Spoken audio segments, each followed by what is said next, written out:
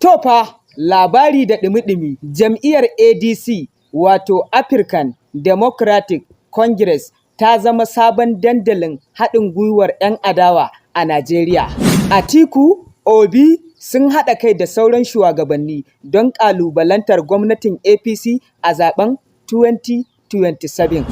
To jama'a, a matsayinka na ɗan Najeriya wanda ya ɗanɗana mulkin Tinubu, wanne fata za ka yi wa wannan sabuwar jam'iyya ta ADC African Democratic Congress? Mu haɗe a comment section. To fa labari da ɗumi-ɗumi jam'iyyar ADC wato African Democratic Congress ta zama sabon dandalin haɗin gwiwar 'yan adawa a Najeriya. Atiku, Obi sun haɗa kai da sauran shugabanni don ƙalubalantar gwamnatin APC a zaben 2027.